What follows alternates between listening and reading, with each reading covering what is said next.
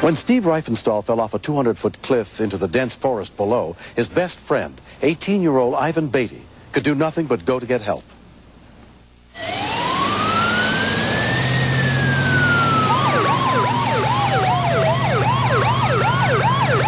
Steve!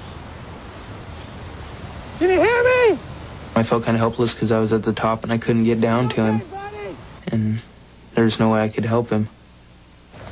Column County Volunteer Fire Rescue Units responded, including EMT Donna Johnson. The drop to the water is about 20 stories.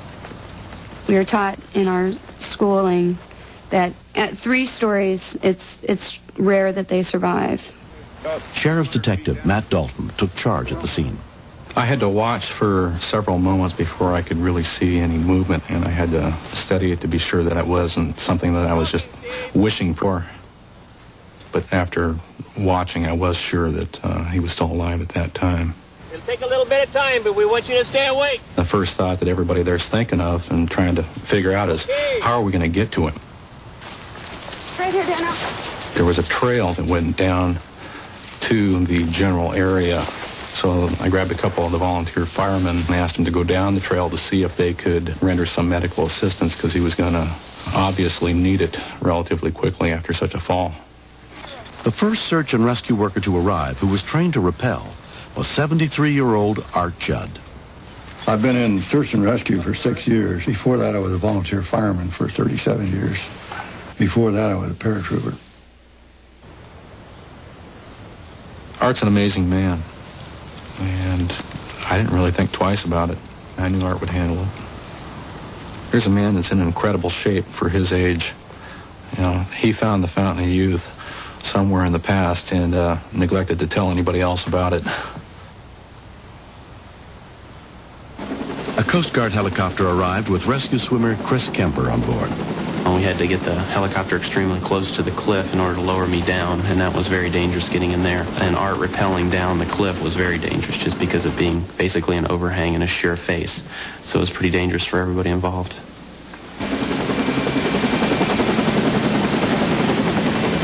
It was really close to that cliff, and a gust of wind or a big rock or something come down, and that's all she wrote. When I looked down, I saw the rotor of a helicopter going around right below me.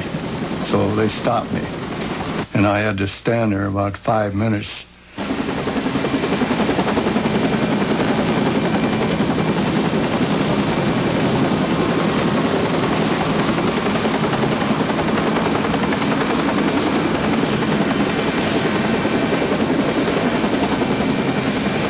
As soon as I hit the ground, I noticed that Dan and Donna were there, and I pointed in the general direction that I thought he was.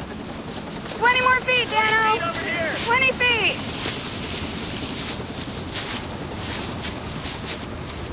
The first thing we saw was his legs, and his feet were completely broken and hanging to the sides. My main concern was that we were going to lose him to shock before we even got a chance to take him to the hospital. They had a radio with them.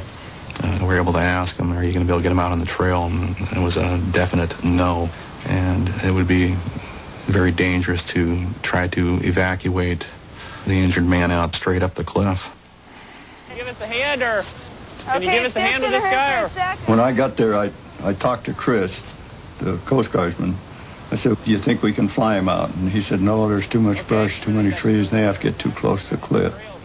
And I said, we're going to have to lift him out and go up the cliff.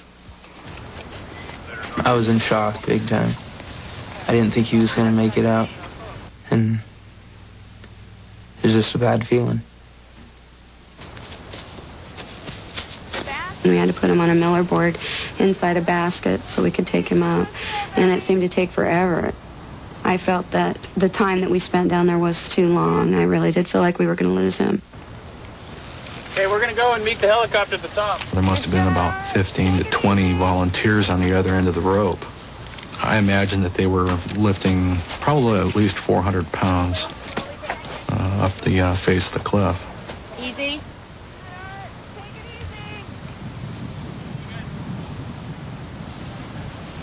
Art didn't have anything to put his feet on, to push off with anything. He was just completely hanging in free air. And so they'd oftentimes have to wait for the spinning to stop before they would pull again. You guys got to get a hold now.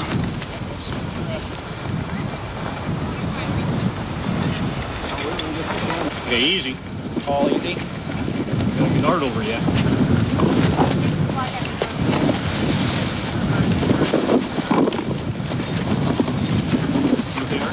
When he came over the top, I was really concerned because I didn't see him moving or talking. The paramedic informed me that, yes, he was unconscious at that point. Okay, lift. Okay, here we go. Hold on, Steve. You okay?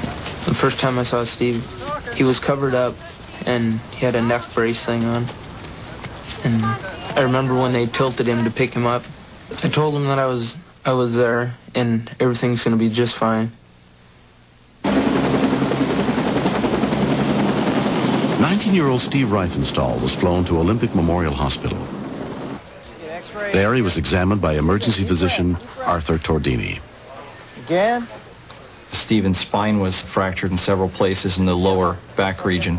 The feet and ankles were bent around 180 degrees and facing upright. He had spent nearly 3 hours in the field since the fall, and we were afraid that his legs would not be salvageable and that he would lose them. Von Reifenstahl and Barbara Ware joined their son at the hospital. When I first saw him, he looked like a mummy. He was all wrapped up. But I just looked like he was so little and so helpless, and I couldn't do nothing to help him.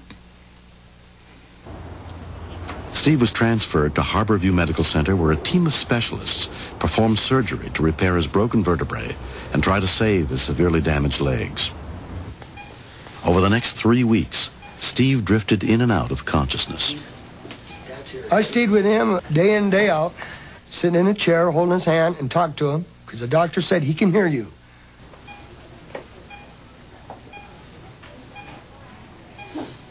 I just kept saying, Stephen, if you can hear me, squeeze my hand, Stephen, and he wouldn't. So I just kept doing that for hours. And he wouldn't wake up for me. Wake up, honey.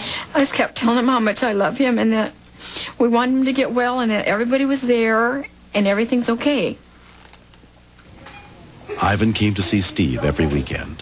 I think it was the third week I got to go in and see him, and I told him that I was there. And if he heard me, I told him to squeeze my fingers twice, and he did. We're here for you, Steve. When he squeezed my fingers, I thought that he'd be okay then. He recognized who I was. Steve was moved to a rehabilitation center to begin the painful process of learning to walk again, under the guidance of physical therapist Brett Nelson. First steps, all right? Yep. Steve was always motivated during his stay here, and in fact, sometimes we had to slow him down because he was real anxious to get out of bed and get moving and get back home. 1, 2, 3, up. I mean, I owe everything to the doctors, the rescue crew, the Coast Guard for saving my son's life. Look at my son now. He's walking for legs that should have been amputated. And his feet are just, it's unbelievable. 6 months have passed. Doctors expect Steve will soon be walking without crutches. They say that if Ivan wouldn't have hung on to me, that I probably wouldn't have landed on my feet. And if I wouldn't have landed on my feet, I probably would have died. So I think I was really lucky. And I also think that I must have purpose for life to be saved.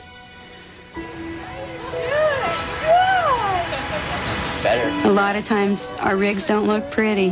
A lot of our equipment are given to us by someone else. But the people have the heart. They'll go anywhere and do anything to save a life. All you guys are out there? Or? We became close down there, although he doesn't know it. To me, he's a part of me now. Yeah, you kept telling me to bring the car around. Let me sleep it off. It's changed my life for the fact that I appreciate life now. There was so many people out there to help me. I didn't think my life was that important. It's pretty amazing to see everybody out there. Recently, Steve got a chance to meet Art. Hi, Steve. Howdy. A long time. Yeah. It's pretty amazing to hear about this man going over the edge. He risked his own life for me, and when I found out his age. I couldn't believe it. Kind of hand me all the glory, but that isn't true, because one thing I'd like to say is that it just wasn't me. It was the fire department, the search and rescue, the sheriff's department, and the Coast Guard. We were all working in as a team. It's a real satisfying feeling. Told the wife I thought maybe I should use this for my grand finale, and after almost 46 years of emergency services, I thought maybe this would be a good time to cut it off. And I was telling him, knock it off. You're going to get... I think Art's a great guy. It takes a special person to be something like that. That's a long ways down to go get someone you don't even know. He risked his own life to save my son. And I want to thank him.